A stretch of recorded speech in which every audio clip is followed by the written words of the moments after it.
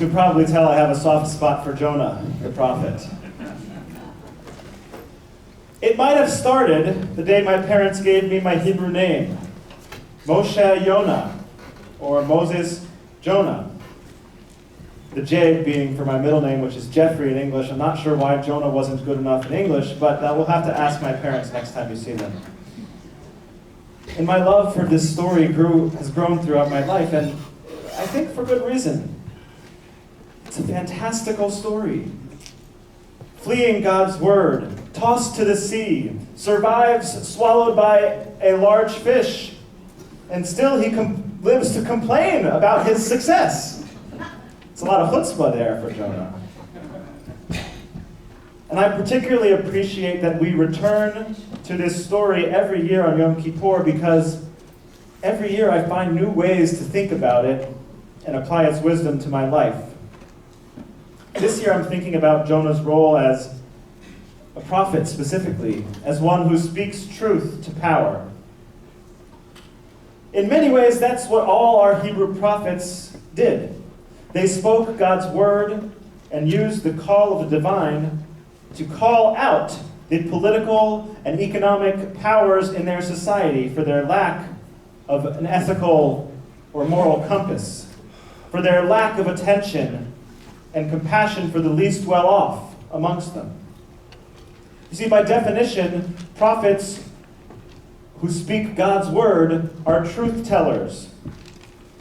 They hear God's word and they amplify it into the world. And like Jonah, many of our prophets are reluctant at first. Even Moses, who our Torah calls the greatest prophet in our history, pleads with God at the burning bush. Moses says, "Who am I to go to Pharaoh?" He asks, he even begs, "Send somebody else." Again, it's a lot of chutzpah when the Holy One is talking directly to you. But Jonah takes that reluctance to a whole new level. Not just arguing, but upon hearing God's commandment, he gets up immediately and he goes the opposite direction. He's afraid to speak truth to power, to the people of Nineveh and their king. Even though he suspects he'll be successful because he knows that God is merciful, he's afraid. And I take comfort in knowing that even a prophet who knew he'd be successful, was afraid. Because sometimes I'd like to run too. Sometimes I think it seems easier to flee from the urgent and dire challenges that our society faces. I think it'd be easier to escape into the depths of a ship and fall asleep like Jonah did amidst a raging storm. But this Day of Atonement, Yom Kippur, calls us to return, to do the work of turning ourselves into the best we can be. And as Jonah's story ultimately reminds us, that means that we too must find ways to speak truth to power, even when it's terrifying. And even when, unlike Jonah, we don't know if we'll be successful. On Rosh Hashanah, I spoke with you about seeking out truth and defending its existence. That truth is something that really does exist in the world. But that doesn't necessarily tell us how we speak it in the public, how we go out and tell our truth and speak to power in a way that will help change ourselves and change the world. And so I wanted to offer this afternoon a few modern-day prophets, people who I've noticed that have spoken truth to power and who have inspired me by doing so. And in their stories, I think they teach us some key aspects of what it means when we do this important work of raising our voice. On Monday, September 23rd, just a few short weeks ago, the world heard the voice of one such truth teller. Her name is Greta Thunberg. For those who haven't heard Greta's story, she's a 16-year-old climate activist whose protest inspired millions of students around the world to take action in their protest as well. And in September, she made headlines for her bold words attacking the failure of international leaders to take adequate action against climate change. She said the following: "You have stolen my dreams and my childhood with your empty words. We are in the beginning of a mass extinction, and all you can talk about is money and fairy tales of eternal economic growth. How dare you? For more than 30 years, the science has been crystal clear. How dare you continue to look away and come here saying that you're doing enough when the politics and solutions needed are still nowhere in sight." Those are Greta's words. And they struck a deep chord within me. And I understand that there may be a range of ways to understand her activism and her policy prescriptions, or even the impact that her truth-telling will have. But I believe that Greta has modeled for us, and for the entire world, the type of boldness that we need when we speak truth to power. In the words of Rabbi Jill Hammer, this kind of speech might even be a type of prophecy.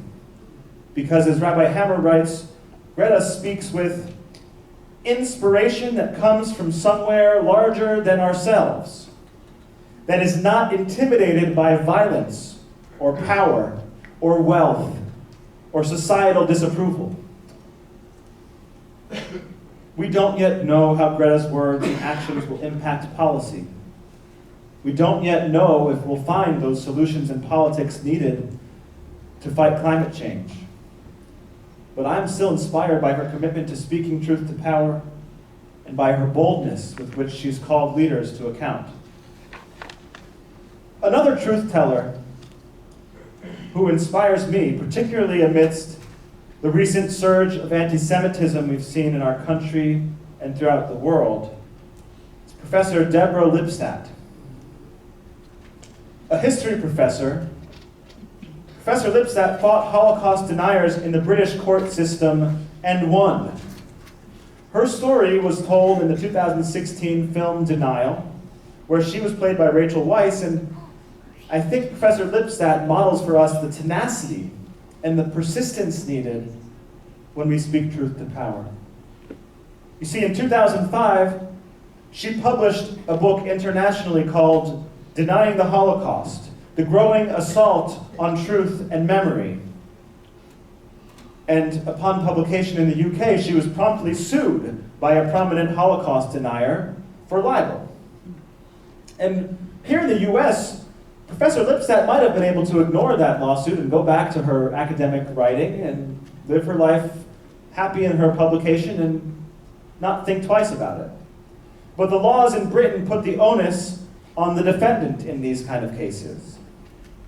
So she had to go to court to prove, with ample evidence and keen legal reasoning, that the revisionists and Holocaust deniers were in fact liars. And so Professor Lipstadt reminds me that sometimes speaking truth to power requires teams of people at our side working together, being vigilant over the course of years. You see, she won her case not only because the facts and the history were on her side, but because she had the courage to meticulously defend her convictions and gather teams of people who would help her do that with the utmost attention to detail. Hers is a reminder to us to call out anti-Semitism when we see it, yes, on either side of the political aisle, and for us too to be vigilant so that we will not allow, in her words, anti-Semitism, racism, and prejudice to parade as rational discourse. Now, I'm sure that you have examples in your life of people you've seen speak truth to power, and there are many more contemporary examples we could look to learn about these qualities that we need when we do so. This afternoon, I'll share just one more example.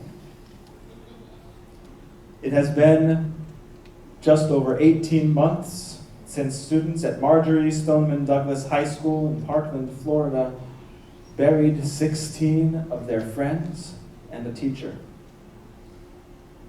Their lives were taken in an episode of gun violence, and sadly there have been hundreds of episodes and mass shootings since then. I suspect it would have been easy for those students to put on their Jonah kippot, to try to flee and return to life as normal after this incident and after they process some of their grief. But instead, many of them found ways to turn their mourning into action. David Hogg, Emma Gonzalez, and so many other students turned their pain into a protest. They co-founded the March for Our Lives. Some of you here today remember joining me and our Kol Ami community marching in that march just a couple months after the tragedy. But their work continues to this day. The protest they organized, which became the largest single-day protest against gun violence in U.S. history, then became a tour. And that tour led them to registering hundreds of thousands of voters, meeting with hundreds of mayors in cities across the country, putting together a peace plan, and spurring a more than 47% increase in youth voter turnout in the 2018 midterms over the 2014 election. You see, the students who's founded the March for Our Lives continued this day to do this work to end gun violence, to bring about common sense reform, despite continued risk to themselves, because they become, as you might know, the target of conspiracy theories, as they have spoken their truth to power. And so their actions remind us, once again, of another value that we need to take when we raise our voice. We are stronger together, and we must never give up hope. Speaking truth to power has never been easy. Jonah ran from his destiny before finally speaking to the people of Nineveh. The stories of Greta Thunberg, of Deborah Lipstadt, of David Hogg and his co-founders in the March for Our Lives, they're but three examples in our time, whose words and actions offer us reminders for how to speak up without running. Be bold and direct with our words, like Greta. Be vigilant, meticulous, and persistent, like Deborah. Work together. Dream big, like the students in Parkland.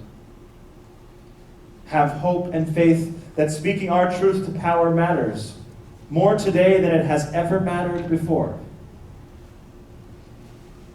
As we near the end of this day of communal confession, I pray that we will not be guilty of the sin of silence this year. I pray that each one of us will find ways to live up to our name, Kol Ami, to be a voice for our people, to use our voice boldly, vigilantly, and with hope. We are justified in dreaming for a better world, and we are justified in speaking out to make that happen. May we move forward together this new year, remembering the message of our prophets, our truth tellers, both ancient and contemporary. Keni Hiratson, so may this be God's will. Mar Chatima Tova.